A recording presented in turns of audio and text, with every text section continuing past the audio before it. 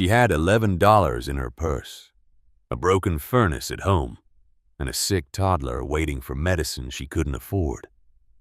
And she still said yes.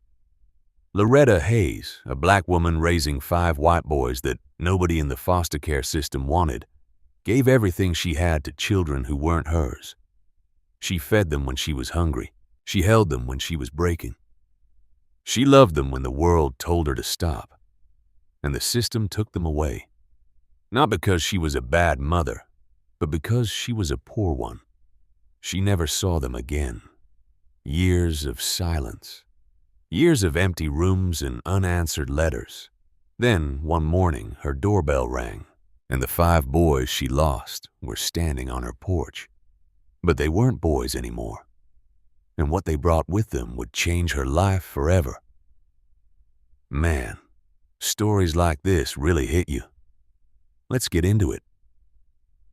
But before the doorbell, before the suits and the tears, before any of that, there was just Loretta and a house that was never big enough. She lived alone in a 2-bedroom bungalow on a dead-end street in a tired neighborhood of South Birmingham, Alabama. Peeling paint, chain-link fence, a patched roof that leaked when the rain hit sideways. Out back, a vegetable garden she tended every morning before the sun came up. Tomatoes, collard greens, sweet potatoes. She treated that garden like a church. The neighborhood was tired. Boarded-up houses on every other lot. A corner store with bars on the windows. Stray dogs that knew her by name because she fed them scraps from the porch. Loretta worked 2 jobs. Days, she cooked in the cafeteria at a public elementary school, on her feet from early morning until afternoon, serving hundreds of plates on minimum wage. 3 evenings a week, she drove her rusted 1994 Buick across town to restock shelves at a grocery store until midnight. Her husband, Earl, had died some years earlier. Heart attack on a factory floor. He was in his early 40s. No life insurance, no savings. She still owed the burial, a payment she made every month. $10 at a time, like clockwork. She kept his work boots by the back door, laces tied, as if he might walk in one evening, tired and smiling, the way he used to. Loretta was not a woman who complained. She hummed gospel while she cooked. She left plates of food on her front porch for anyone who was hungry. When neighbors didn't wave back, she waved again the next day. She wasn't naive. She knew exactly how hard the world was. She just refused to let it make her hard too. And then, Susan Reynolds called. Susan was a social worker, overworked, underpaid, running on coffee and guilt. She'd placed dozens of children in foster homes across the area. Most of those calls were routine. This one wasn't. Loretta, I've got a boy, 12 years old. Name's Brandon. His father's doing 15 years for armed robbery. His mother's in on drug charges. The boy's been in 3 homes in 1 year. Every single one sent him back. Why? He's angry, violent, punches walls, flips tables, broke a foster father's glasses. His file says high risk. Nobody will touch him. Loretta was quiet for a moment. She looked around her tiny house. 1 spare bedroom, barely enough grocery money for herself. Send him to me. She set up a cot in the living room. When Brandon arrived, tall for his age, jaw clenched, fists tight, eyes that dared you to get close, she pointed to the cot and said, "This is your spot. Nobody's taken it." He didn't believe her. Why would he? Every adult in his life had lied. But Loretta didn't lie. Before long, Susan called again, and again, and again. Each time, a child no one else would take. Each time, a different reason. Justin was 9. He had a stutter so severe that most people couldn't understand him. In his previous home, a foster parent told him to just stop doing that. He stopped talking entirely, went completely silent. The school labeled him selectively mute. Teachers didn't know what to do. Families didn't want to try. Connor was 8. Born with fetal alcohol syndrome, his birth mother drank through the entire pregnancy. He was small for his age, learning disabilities across the board. His official file had a word stamped on it that Loretta read once and had to put down the paper before she said something she couldn't take back. The word was unadoptable. Ryan was 6. Both his parents died in a house fire. He survived because he was sleeping at a neighbor's house that night. He had night terrors, screaming, thrashing, drenched in sweat. He wet the bed every night. 2 foster families returned him in less than a month. Too disruptive, they said. He was 6. And then there was Carter. Carter was 3 years old, abandoned at a hospital at 10 months. No known family, no birth certificate on file. He was underweight, behind on every milestone, and diagnosed with failure to thrive. He didn't make eye contact. He didn't reach for people. He didn't cry. And that scared the caseworkers more than crying ever would. Each time Susan called, Loretta did the math.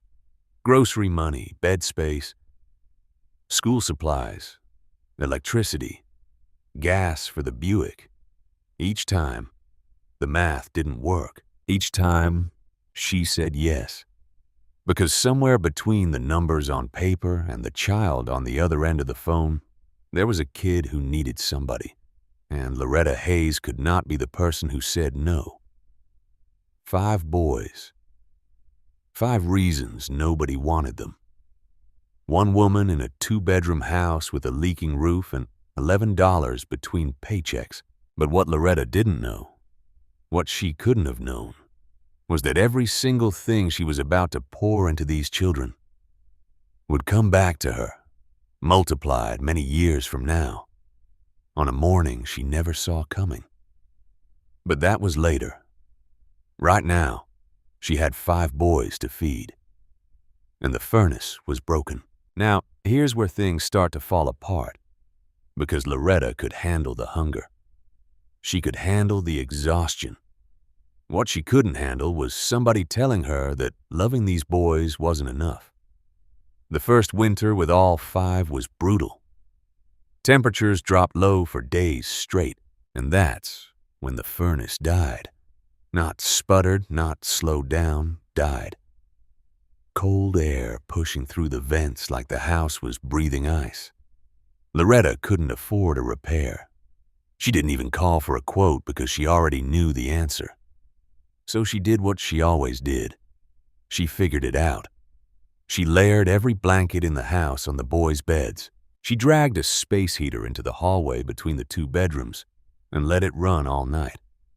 And she slept on the living room floor in her winter coat next to Brandon's cot, close enough to hear if anyone cried. That time, Carter got sick. A deep, barking cough that rattled his tiny chest.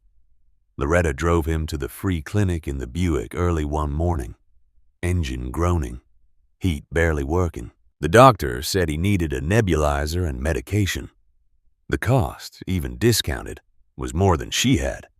She paid with the money she'd set aside for the electric bill. She didn't hesitate. She didn't think about it. A child was sick. That was the only math that mattered. When she got home, there was a yellow disconnection notice taped to her front door, and that should have been the worst of it. But it wasn't. Because the system was watching. It started with a routine county case review. Loretta's file got flagged. 5 foster children in a 2-bedroom house, single income, below the poverty line, no second caregiver. Standard red flags on paper. So the county sent someone to look. Her name was Linda Harper, case reviewer. Efficient, professional. Not cruel, but operating strictly by the book. She arrived one morning with a clipboard and a checklist. and she walked through every room in Loretta's house like she was grading an exam. She noted the 2 bedrooms for 6 people. Brandon is sleeping on a cot in the living room. Justin and Connor sharing a twin bed. Ryan and Carter in the other bedroom with Loretta. She noted the leaking faucet in the kitchen, the space heater in the hallway, a fire code violation. She asked about income. Loretta showed her the pay stubs from both jobs. Combined, it wasn't enough by the county's formula. She asked about support systems. Loretta had her neighbor, Edna, who was elderly, and Reverend Calvin Moore at the church.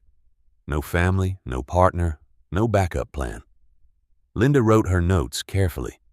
Then she looked up and said, "Miss Hayes, I can see these children are loved, but the county has standards for space, income, and safety. I have to report what I see." Loretta's voice was steady, quiet, but every word landed like a stone. Those standards, do they measure whether a child feels safe? Because Brandon stopped punching walls some time ago. Justin said his first full sentence in my kitchen recently. Carter laughed for the first time in his life right there by that stove. "Does your clipboard have a box for that?" Linda paused. She didn't answer. She finished her form and left. Sometime later, a letter arrived. Official county letterhead. Loretta's foster care license was under review. The recommendation was redistribution, a cold, clinical word that meant they wanted to split the boys up and send them to separate homes that met the county's spatial and financial requirements. Redistribution. 5 boys who had finally stopped being afraid. 5 boys who slept through the night because they knew someone was in the next room. And the state wanted to scatter them across the city like they were inventory. Loretta fought. She fought hard. Reverend Calvin wrote a letter of support to the county. Edna, elderly, bad hip, barely able to stand, went down to the county office in person and testified. Susan Reynolds argued the case from the inside, putting her own job at risk. Loretta borrowed money she didn't have for a lawyer she couldn't afford. None of it was enough. The county's criteria were numerical: square footage per child, income to dependent ratio, fire safety compliance.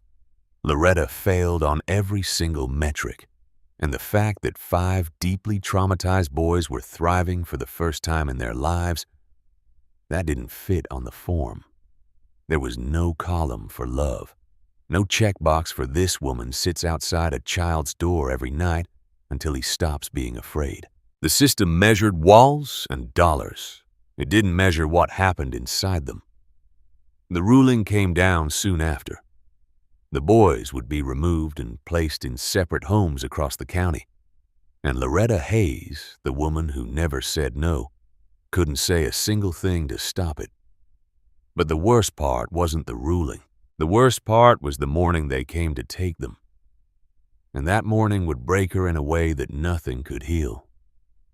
She knew they were coming. She'd known for some time. And still, when the morning arrived, it didn't feel real. Loretta woke up early. The house was dark. The boys were still asleep. All 5 of them breathing in that uneven rhythm that children have when they're dreaming.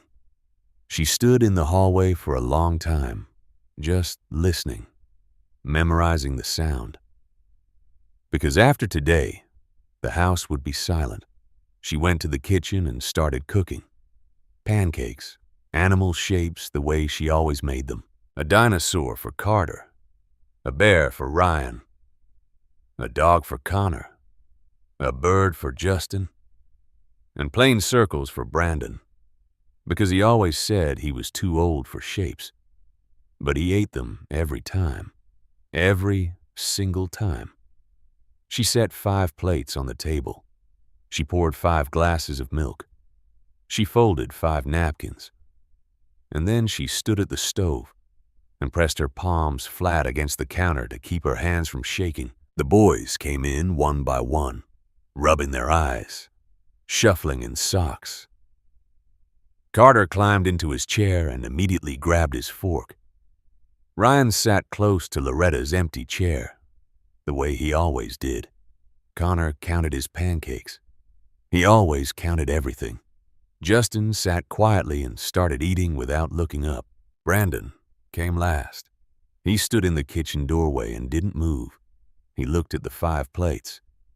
He looked at Loretta, and something passed between them that neither of them said out loud. He knew. He'd known longer than the others, because Brandon always knew when something bad was coming. That's what happens when bad things come early and come often. He sat down. He ate his plain circles. He didn't say a word. Loretta had ironed their clothes the night before. 5 outfits hung on the backs of 5 chairs. She had packed each boy a bag. Not the garbage bags that foster kids usually carry, but real bags. She'd bought them at a thrift store, $2 each. 1 blue, 1 red, 1 green, 1 black, 1 gray. She wrote each boy's name inside with a permanent marker, so no one could mix them up. So they'd have something that was theirs. She tucked something into each bag. For Justin, a note that said, "Your voice matters. Use it." For Connor, the second-hand phonics book they'd read together every night for a year. For Ryan, a photo of Loretta holding him in the rocking chair. For Carter, a small stuffed dinosaur she'd found at a yard sale. For Brandon, she didn't pack anything extra, because she knew Brandon. He didn't want objects. He wanted the truth. That morning, the county van pulled up outside. 2 caseworkers stepped out, followed by Linda Harper. They stood on the sidewalk and waited, professional, patient, as if this were just another day. It wasn't. Loretta brought the boys to the porch. She knelt down in front of each one. 5 goodbyes, 5 forevers compressed into seconds. She held Connor first. He hugged her so tight she couldn't breathe. She whispered in his ear, "You are smart. Don't let anyone tell you different. You hear me?" He nodded into her shoulder but couldn't let go. A caseworker had to gently pull him away. She knelt in front of Ryan. He was shaking, not crying, shaking the way he shook during his night terrors. She took his face in both hands. "You are brave. You survived something that would break most grown men, and you're only 6. You remember that." Justin was crying, silently, the way he did everything. Tears running down his face without a sound. Loretta pulled him close and whispered, "Don't you ever go quiet again. You have things to say. You promise me." He nodded. He couldn't speak, but he nodded. Then she turned to Brandon, the oldest, the angry one, the one who punched walls and broke things and dared the world to give up on him. He wasn't angry now. His jaw was tight. His fists were clenched at his sides, but his eyes were red. He was trying so hard not to cry that his whole body was rigid. Loretta held his face the way she'd held Ryan's. She looked straight into his eyes. "You are not broken. You never were. Don't you ever let anyone put that word on you. Not a caseworker, not a judge, not anyone. You hear me, Brandon?" He didn't answer. He pulled away. He walked to the van without looking back. But as he passed the refrigerator, the door still open from breakfast, he stopped. He reached up and pulled off a crayon drawing that had been taped there for months. A stick figure woman surrounded by 5 smaller stick figures. Underneath, in his handwriting, "Mama Loretta and us." He folded it carefully and put it in his bag. He didn't say anything about it. He didn't have to. And then there was Carter, the youngest, 3 years old when he arrived. 4 now. He didn't understand what was happening. He didn't know that the van outside meant he was leaving. He didn't know that redistribution meant he'd wake up tomorrow in a different bed in a different house. with a different person who didn't know that he liked dinosaur pancakes. Carter just looked up at Loretta and smiled. A caseworker lifted him into the van. He pressed his small hand against the window and waved.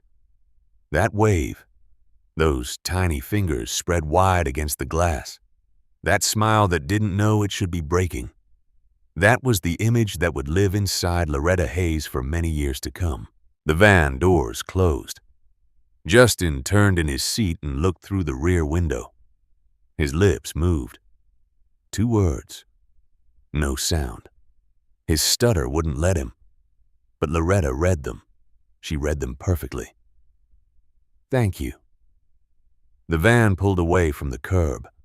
It turned at the end of the dead-end street, and then it was gone. Loretta stood on the porch. She didn't move. She didn't go inside. Edna came over after a while and put an arm around her. Loretta didn't speak. She couldn't. Some time passed. Finally, she walked inside. The kitchen table still had 5 plates, 5 forks, 5 napkins, crumbs from pancakes shaped like animals. And by the front door, 5 pairs of small shoes lined up the way she'd taught them. Heels against the wall, laces tucked in. Carter's were the smallest. One sole was coming loose. Loretta picked up Carter's shoes. She held them to her chest. And for the first time since Earl died, she let herself fall apart completely. She sank to the floor, her back against the door, holding those tiny shoes. And she cried until there was nothing left. She didn't move the shoes, not that day, not that week, not that year, not ever. Now, hold on, stop, I need a second. Because she knew they were taking her boys, she knew. And she still woke up early in the morning to make them pancakes. Bro, that's not kindness. That's something I don't even have a word for. And honestly, I don't think I could have done that. The house didn't feel like a house anymore. It felt like a held breath that nobody let go. Loretta went back to work the next morning. She had to. The Bills didn't care that her heart was in pieces. She showed up at the school cafeteria early, tied her apron, and served breakfast to other people's children with the same steady hands that had made dinosaur pancakes the day before. Nobody at work knew what happened. She didn't tell them. When a coworker asked why she looked tired, she said she hadn't slept well. That was true. She hadn't slept at all. She'd spent the night sitting in the hallway between the 2 bedrooms, listening to silence where there used to be breathing. She kept the house exactly the way it was. 5 pairs of shoes by the front door, crayon marks on the kitchen wall where Carter had drawn a circle he called a sun, a dent in the drywall from the time Brandon punched it during his first week. She never patched it. She left it because it was proof. Proof that he was here. Proof that he was real. Every month she sat at the kitchen table and wrote letters. One for Brandon, one for Justin, one for Connor, one for Ryan, one for Carter. She didn't know their new addresses. She didn't know if they were together or separated. She didn't know if they were safe. But she wrote the letters anyway. Every single one started the same way. Dear name, I'm still here. I'm not going anywhere. The same words she used to say outside Brandon's bedroom door. She folded each letter neatly, put it in an envelope, wrote the boy's name on the front, and placed it in a shoebox under her bed. Month after month, year after year, the box filled up. She got a second box, then a third. Over the years, there were hundreds of letters in those boxes, unsent, unread, written with the same care as if she were placing them directly into their hands. And every year, every single year, on the day they were taken, Loretta woke up early and made pancakes. 5 plates, animal shapes, a dinosaur, a bear, a dog, a bird, plain circles. She set them on the table with 5 glasses of milk and 5 folded napkins. She sat down in her chair. She ate 1 plate. The other 4 she wrapped up and left on the front porch. Edna saw her do this the first year and didn't say a word. The second year, she brought over coffee and sat with her. By the 5th year, she stopped asking why. She just showed up. People in the neighborhood noticed Loretta was different after the boys left. Quieter, not broken, never broken, but dimmer, like someone had turned a light down low. She still hummed gospel. She still left food on the porch. She still waved at neighbors who didn't wave back. But there was a weight behind her eyes that wasn't there before. A woman from church once suggested she tell her story to a local news station. People should know what you did, Loretta. What the system did to you. You could fight this. Loretta shook her head. Didn't even think about it. I didn't raise those boys for a news story. I raised them because they needed raising. And I'm not putting their names on television so strangers can feel sorry for us. That was the end of that conversation. She didn't want pity. She didn't want attention. She didn't want recognition. She just wanted to know if her boys were okay.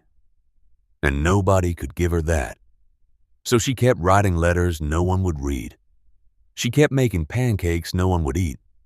She kept those 5 pairs of shoes lined up by the door, like a prayer she refused to stop saying, and many years passed. But what Loretta didn't know, what she had no way of knowing, was that she wasn't the only one who remembered. 5 boys scattered across 5 different cities were carrying pieces of her with them, and one of them had already started looking. Because here's what Loretta never found out for many years. The system that promised those boys something better gave them something worse. The 5 boys were separated the same week they left her porch, sent to different counties, different homes, different lives. The system that said Loretta's house was too small put Brandon in a group home with many kids and staff members who rotated often. No one sat outside his door. No one told him he wasn't broken. He started punching walls again. Justin went to a family that didn't learn his name for some time. They called him the quiet one. He didn't speak for a long time. Connor was placed in a special needs facility. Fluorescent lights, plastic chairs, worksheets instead of conversations. Nobody sat with him at night to read a phonics book. His file still said unadoptable. Nobody crossed it out. Ryan bounced between 3 homes in some time. Each one gave up when the night terrors started. Too loud, too much, too broken. He was young and had already learned that nowhere was permanent. Carter was the only one who got something close to stability. A family in another state adopted him. They were kind. They gave him a room, a bed, a name on a Christmas stocking. But one night when he was young, he said a word his adoptive parents had never heard before. Mama Loretta. They asked him who that was. He couldn't explain. He just knew the name meant safe. Every one of those boys carried something from Loretta's house. Brandon had the crayon drawing, folded, creased, tucked into every backpack and duffel bag he owned for many years. Justin had a sentence burned into his memory. Your voice matters. Use it. Connor had a phonics book held together with tape. Ryan had the feeling of being rocked in a chair by someone who didn't let go. Carter had a name, and in every home they lived in after Loretta, each boy looked for the same thing without knowing they were looking. Small shoes lined up by a front door, a kitchen that smelled like pancakes in the morning, a voice in the hallway that said, I'm right here. None of them found it. Years passed. The boys became teenagers. The teenagers became men. And one of them, the angry one, the one who punched walls, the one who walked to the van without looking back, started searching. Brandon was a young man when he typed a name into a search bar for the first time. Loretta Hayes, Birmingham, Alabama. What he found changed everything. She was still there. Same house, same street, same chain-link fence, same dead-end road in South Birmingham. Many years, and Loretta Hayes had not moved. That detail alone nearly broke Brandon. He was sitting in his office in Atlanta, a small firm, nothing fancy, stacks of case files on every surface, when the public records search returned her address. He stared at the screen for a long time. The same address. The exact same address from the day they took him away. She never left. And he knew why. He knew it the way you know something in your bones before your brain catches up. She stayed so they could find her. Brandon had become a criminal defense attorney. He represented people the system had thrown away. Addicts, repeat offenders, teenagers tried as adults, people whose files said high risk, people who reminded him of himself. He kept the crayon drawing framed on his desk. Every client who sat across from him saw it. Sometimes they asked about it. He always said the same thing. My mother drew it. Well, I drew it for her. He hadn't called Loretta, not yet, because showing up alone wasn't enough. He needed to find the others first. It took him some time. Justin was the easiest to find. He was in Charlotte working as a speech therapist at a children's hospital. He helped kids with stutters, kids who went silent, kids who had been told their whole lives that something was wrong with the way they talked. His office had one piece of decoration on the wall, a framed sentence written in a woman's handwriting. Your voice matters. Use it. When Brandon called him, Justin didn't stutter once. He listened.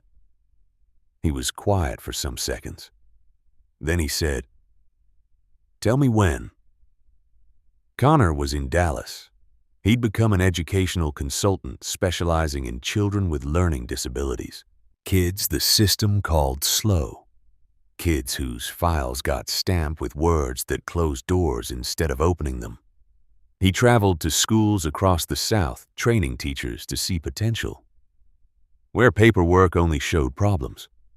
He still carried the phonics book in his briefcase, battered, taped together, pages soft from years of turning.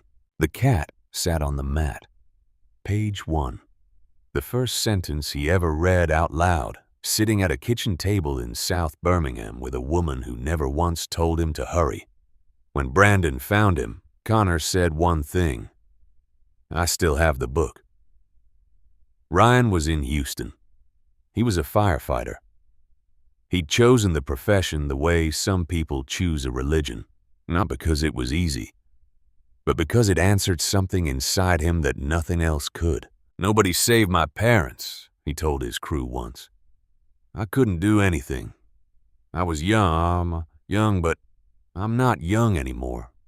Over the years, he'd pulled multiple people out of burning buildings. Every single time, the moment he lifted someone into his arms, he thought about a rocking chair and a woman who held him through the screaming. When Brandon called, Ryan didn't say, "Tell me when." He said, "Tell me where. I'll drive tonight." Carter was the hardest to find. Different state, different last name, adopted. The records were sealed.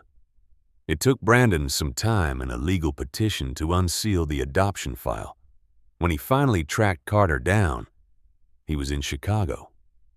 A young man, a pediatrician, still in residency working long hours at a children's hospital. He specialized in failure to thrive cases. Babies who didn't eat, toddlers who didn't grow, kids who didn't cry. Kids who were exactly like he used to be. Carter didn't remember much from Loretta's house. He was too young. But he remembered a name, Mama Loretta. He remembered the smell of pancakes, and he remembered laughing. He couldn't remember what was funny. He just remembered that it was the first time. And sometimes, when he was alone in the hospital break room late at night, that memory was the only thing that kept him going.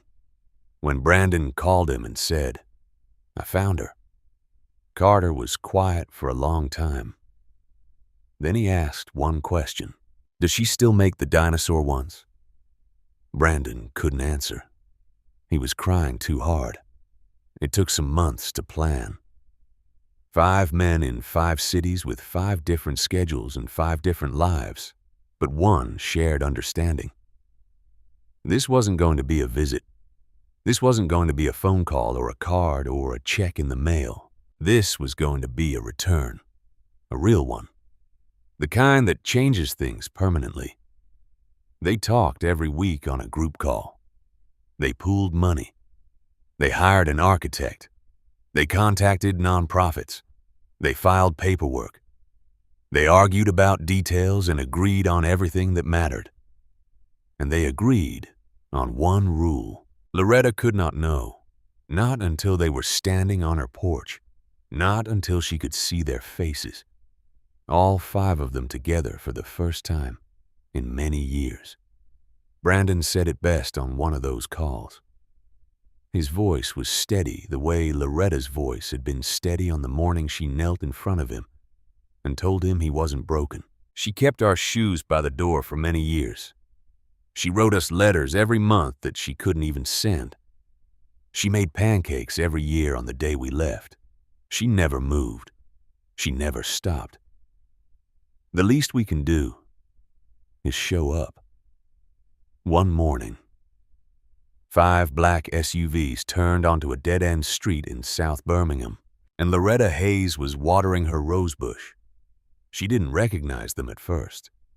Why would she? The last time she saw these faces, they belonged to children. Small hands, baby teeth, shoes that fit in the palm of her hand.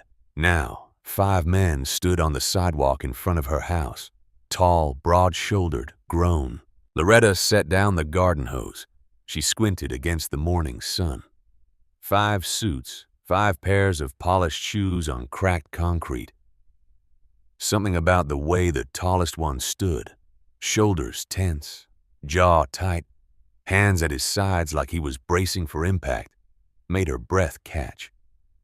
Then he spoke. One word. The name that only 5 people in the world had ever used. Mama Loretta. The garden hose hit the ground.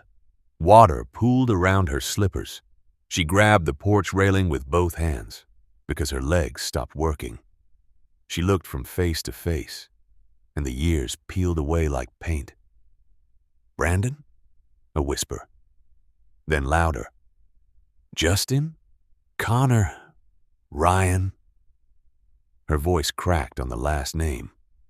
"Carter?" Carter stepped forward. He was a young man now, a doctor. But right now, he was a little boy again, standing in a kitchen that smelled like pancakes. He was holding something, a piece of paper, faded and taped at the corners. A crayon drawing of a stick figure woman surrounded by 5 smaller stick figures. Underneath, in a child's handwriting, Mama Loretta and us. Loretta's knees gave out. All 5 men caught her. 10 hands. The same hands she used to wash and bandage and hold kept her from hitting the ground. She grabbed their arms, their shoulders, their faces. She touched each one like she was checking if they were real. She said their names over and over. Brandon, Justin, Connor, Ryan, Carter. Like a prayer she'd been holding in her mouth for many years and could finally say out loud. Then she asked the only question that mattered. "Are you okay? Are all of you okay?" Brandon smiled, and one by one they told her. Brandon went first. "I'm a lawyer, Mama Loretta. Criminal defense. I represent people the system gave up on." He paused. You used to sit outside my door every night and say you weren't going anywhere. I do the same thing now. I sit with my clients and I tell them the exact same words. Because you were right. That's all anyone needs to hear. Justin stepped forward. He spoke clearly, slowly, no stutter. I'm a speech therapist. I work with kids who can't talk. Kids who went silent the way I did. His voice shook, not from the stutter, but from everything underneath it. You never told me to hurry. You just hummed with me until the words came. I do that with every kid I treat. I hum with them first, just like you. Connor reached into his briefcase and pulled out something Loretta hadn't seen in many years. The phonics book. Battered, taped together, pages worn soft. He held it up. Page 1. The cat sat on the mat. You read that with me many times, and you never got tired. He opened it to the first page. I work with kids like me now. Kids they call unadoptable. I show them this book, and I tell them about a woman who sat with me every single night until I could read. Ryan stood straight, the way firefighters stand. I'm a firefighter, Mama Loretta. Multiple rescues over the years. His voice dropped. I couldn't save my parents. I was young. There was nothing I could do. But every time I carry someone out of a burning building, I think about you carrying me to that rocking chair. You taught me what saving someone looks like, not with a hose or a ladder, with your arms. And then Carter, the youngest, the one who didn't cry, the one who waved through a van window with a smile that didn't know it should be breaking. I'm a pediatrician, he said. I work with kids who don't grow, kids who don't eat, kids who don't cry. He smiled, the same smile many years later. You made me dinosaur pancakes, and I laughed for the first time in my life. I didn't even know what laughing was before you. That's why I do this, because every kid deserves someone who makes them laugh. Loretta couldn't speak. She looked at these 5 men built from her pancakes and her patience and her prayers, and she understood something she'd been afraid to believe for many years. It wasn't wasted. None of it. Not the sleepless nights, not the empty bank account, not the letters she couldn't send, not the shoes she wouldn't move. Every single thing she gave them, they carried it. They built lives out of it. They became the proof. But they weren't done. Brandon handed her an envelope. Inside, the deed to her house. Paid off every dollar. The mortgage she'd been chipping away at for many years, gone. Loretta shook her head. Boys, I don't need. Brandon stopped her. His voice was gentle, but firm. The voice of a man who had argued in courtrooms and won. Mama Loretta, you have spent your entire life giving things away and refusing things back. You returned every kindness anyone ever tried to hand you. Not this time. He looked at his brothers. We're not asking. This is done. Loretta held the envelope. She didn't open it. She pressed it against her chest the way she once pressed Carter's tiny shoes. But the deed was only the beginning, because Brandon nodded to Ryan, and Ryan walked to the back of the SUV and pulled out a rolled-up tube of paper. Architectural blueprints. And that's when everything changed. Ryan unrolled the blueprints on the porch steps. The paper spread wide across the concrete. Clean lines, measurements, room labels. Loretta looked down at it and didn't understand what she was seeing. Not at first. Brandon knelt beside her. This is the Hayes house, Mama Loretta. We built it for you. Well, we built it because of you. The Hayes house, a family-style foster care home. 3 blocks from Loretta's bungalow, in the same neighborhood where she'd raised them. Not a group home, not a facility, a house. designed around everything Loretta had taught them without ever knowing she was teaching. Small scale, a maximum of 8 children, never more, because Loretta showed them that children don't need buildings. They need someone who knows their name, consistent caregivers who commit for years, not months, no rotating staff, no strangers every few weeks, because Loretta never rotated. She was there every morning and every night. She was the constant, home-cooked meals in a real kitchen, not a cafeteria line, not a microwave and a tray, a table with chairs and plates and napkins.